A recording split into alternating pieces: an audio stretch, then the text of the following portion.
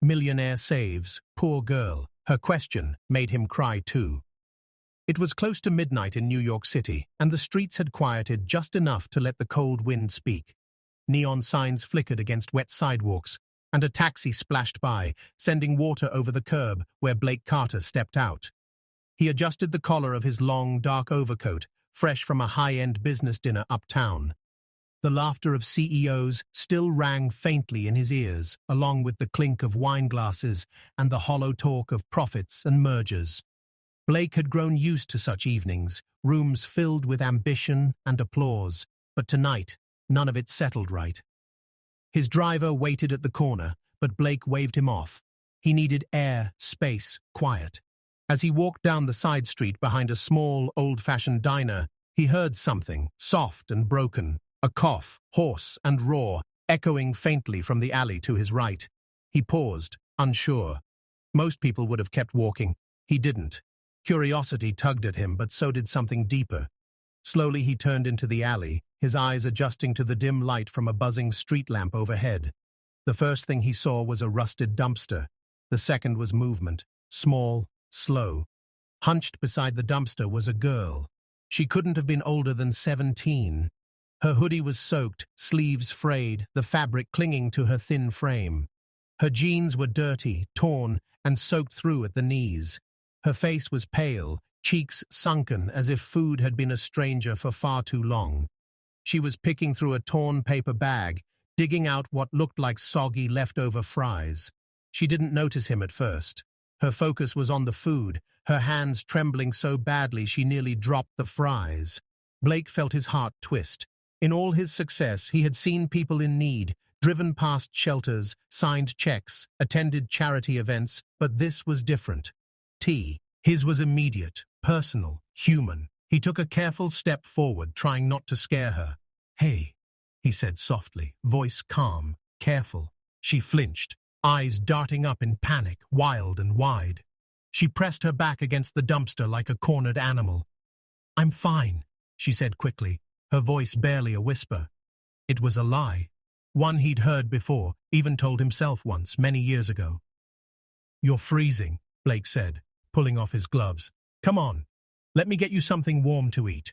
You don't have to stay out here." She stared at him, silent. Her eyes scanned his clothes, his face, trying to figure him out. Was he dangerous?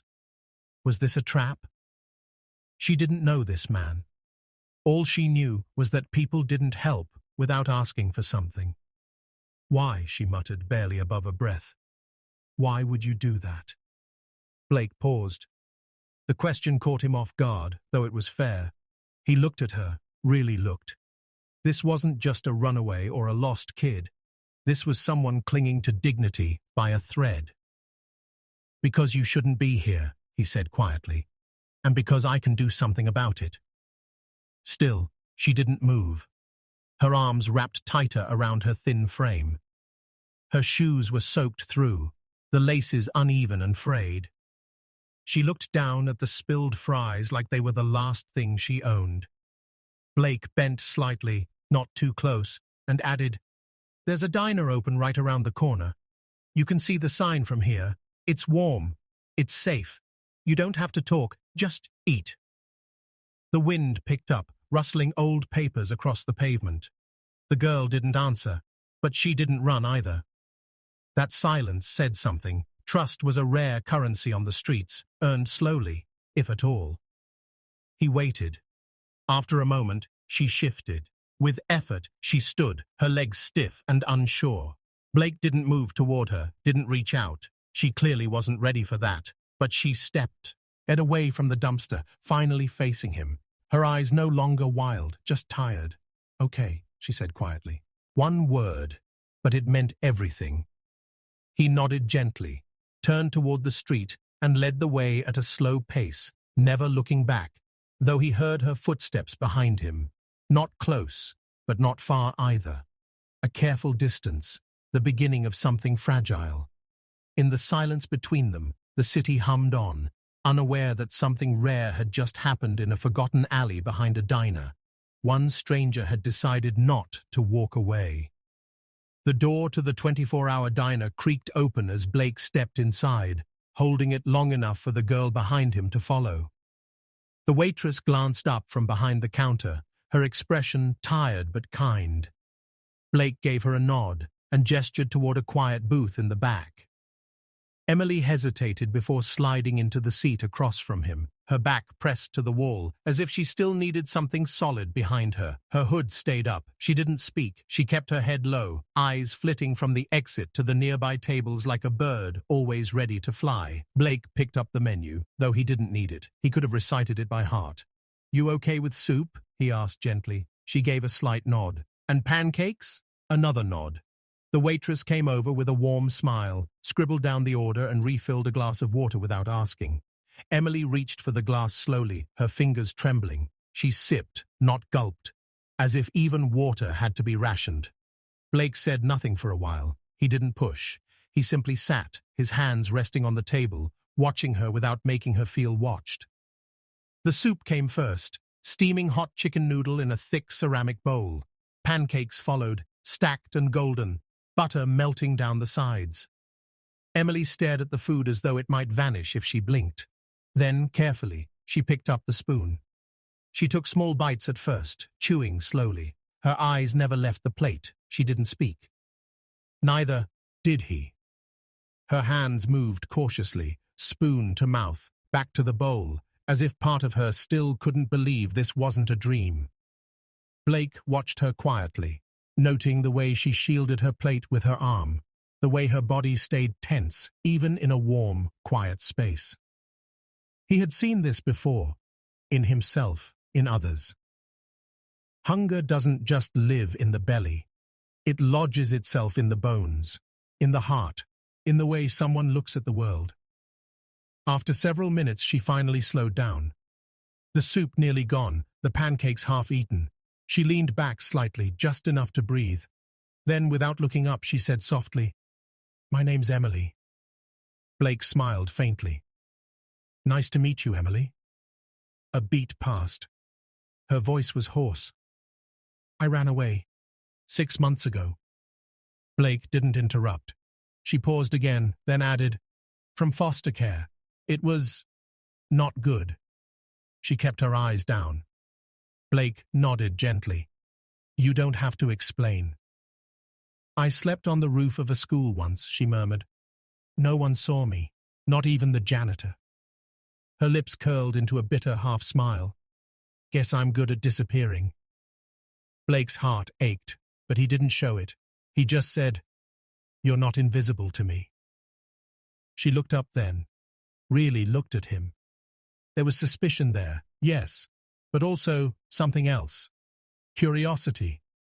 Confusion. After a long silence, she asked the question, the one she'd been holding back since the alley. "You're rich. Why help me?" Her voice cracked on the last word. Blake leaned back, caught off guard, not by the question, but by the weight behind it. His throat tightened. He hadn't expected her to ask so directly. He didn't answer right away. His eyes dropped to the table, where a smear of syrup clung to the edge of her plate. His mind went back, way back, to nights in a tiny apartment where the heat didn't work, to a mother who skipped dinner so he could eat, to the hollow silence after her crying. Ying stopped behind a locked bathroom door.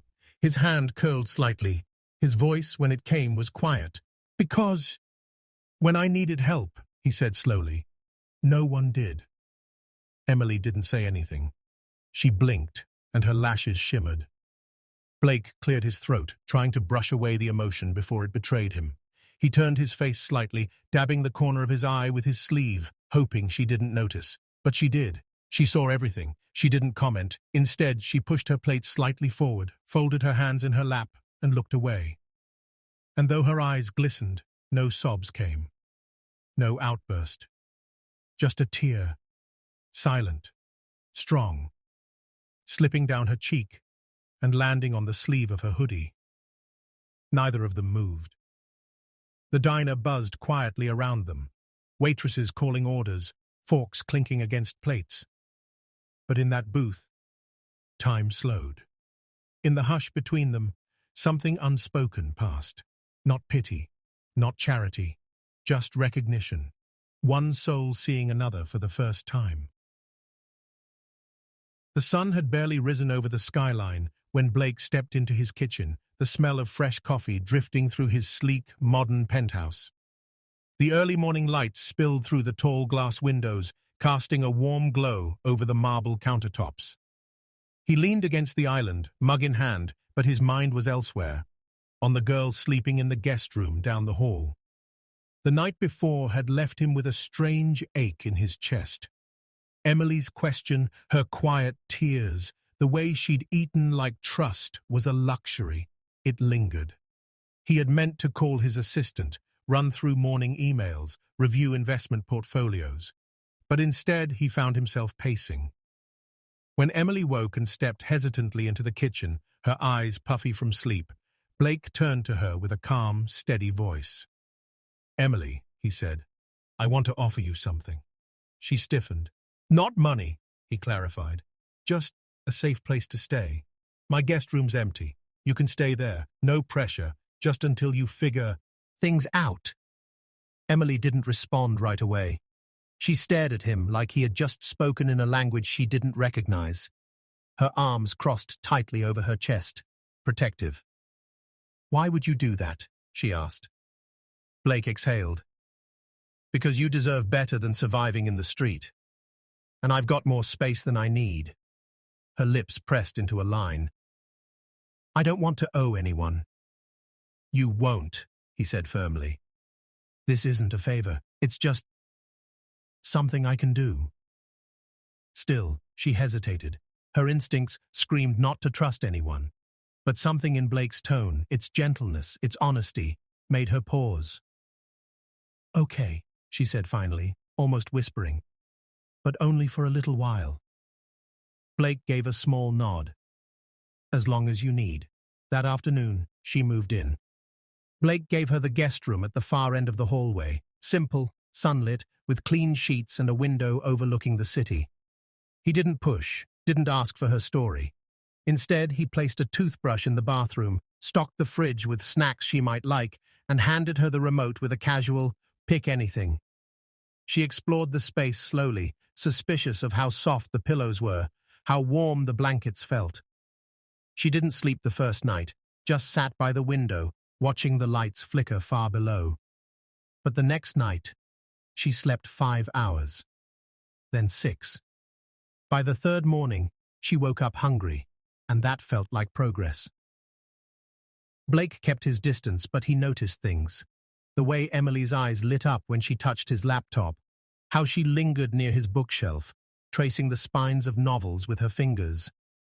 One afternoon, she hesitantly asked, "Can I mess around with this?" pointing to a spare monitor in his office. He smiled. "Go ahead." Within minutes, she was navigating code, organizing files, customizing shortcuts he didn't even know existed. "You're good," he said. She shrugged. "I used to borrow a computer. Is at the library. Just to learn stuff." He saw the spark there, the quick fingers, the focused eyes.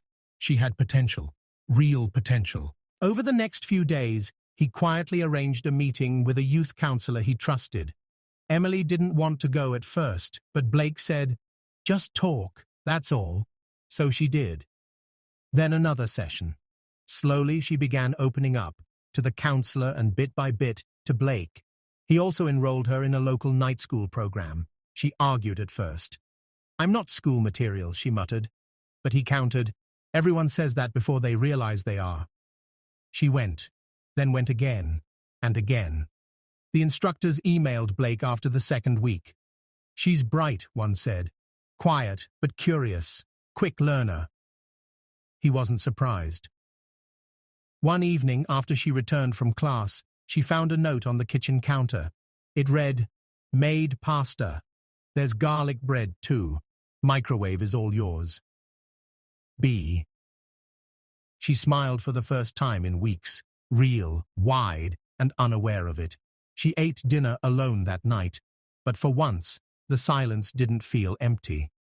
Blake, in the other room, heard her fork tap gently against the plate. It was the most comforting sound in the world. His penthouse, once too quiet and still, now had life in it. He found himself looking forward to small things, refilling the coffee she liked, catching her humming softly as she walked past, hearing her feet shuffle down the hallway in socks that were way too big. And one night, after she told him a lame joke about software bugs, he laughed. A real full laugh. The kind that surprised even him. Emily blinked, startled. "You okay?" she asked, half smiling. "Haven't heard you laugh before." Blake just shook his head, still chuckling. "Guess it's been a while." He meant it. Somewhere between bowls of leftover pasta and late-night tech talks, she had brought something back to him, something he hadn't known he lost. Not just joy, warmth, something simple, something human. And in her eyes, for the first time, he didn't just see survival. He saw someone beginning to live. The banquet hall shimmered under soft golden lights, crystal chandeliers reflecting off polished floors and gleaming silverware. Wealthy donors, tech founders, educators, and scholars gathered in rows of velvet-covered chairs, chatting in quiet tones as the annual Carter Foundation Gala began. Blake sat near the front, dressed in a tailored charcoal suit, his tie perfectly knotted, but his attention wasn't on the luxury or the guests. His eyes stayed fixed on the side of the stage, waiting for one person. Emily stood backstage, her heart pounding. A year ago, she had been invisible, lost in the cracks of a city too loud to hear her cry. Now, she was about to speak to hundreds of people, her name printed on the program under Keynote Scholar. She glanced at her reflection in the backstage mirror. The deep blue dress she wore flowed elegantly over her frame, the same one Blake had given her with a shy smile and the words, "You'll need this for your big moment." Her hair was pinned neatly, her eyes steady, but her palms were sweating. A coordinator gave her the signal. The applause faded as her name was announced. Emily took a breath and stepped into the spotlight. She walked to the podium slowly, the microphone adjusted to her height. The room, once buzzing with whispers and clinking glasses, now fell silent. Her eyes scanned the crowd until they landed on Blake, seated in the center, his posture proud, his expression unreadable, but his eyes shining with emotion. "Good evening," she began, her voice clear but soft. "My name is Emily James. Some of you know me as one of this year's scholarship recipients. But tonight, I want to tell you a story." There was a shift in the room, the kind that happens when people sense something real is about to be said. "Over a year ago," she continued, "I was homeless, cold, hungry, invisible to most people." She paused. "And then a man, someone who had every reason to walk past me, stopped. He didn't just see me, he helped me. No questions, no conditions." Blake lowered his gaze, his throat tightening. "I once asked him," Emily said, looking straight at him now, "why help me?" She let the silence sit for a beat. "And he cried." Gasps stirred quietly across the room. She smiled gently, remembering that night, not just his answer, but the way it cracked something open in both of them. "At the time, I thought he saved me, and he did. He gave me a place to sleep, food to eat, and hope I'd forgotten I was allowed to feel. But over time, I realized something even deeper." She steadied her breath. "I helped him too. I helped him remember how it feels to care, to laugh, to wake up with purpose. I reminded him, without meaning to, that no matter how much we achieve, we're still human. We still need connection. We still need to give, not just to fix others, but to heal ourselves." The silence in the hall was thick now. No rustling, no murmurs, just stillness. "I'm standing here today, not just because of a scholarship. I'm here because someone believed in me when I didn't believe in myself. And through that belief, something changed in both of us." Blake looked up, his eyes meeting hers, and for a moment, neither of them looked away. "So," Emily said, her voice steady and full, "to anyone in this room who wonders if a small act of kindness matters, it does. It saved me. And maybe it saved him too." A tear escaped down Blake's cheek. He didn't wipe it away. He let it fall, openly. Applause broke slowly, first a few hands, then many. Then the entire room stood. Emily stepped back from the podium, blinking away tears, her smile wide and radiant. She walked off stage and into the wings, her heart pounding, but lighter than ever before. Blake met her moments later. Neither spoke at first. Then he simply said, "You did beautifully." She smiled. "So did you." "A year?"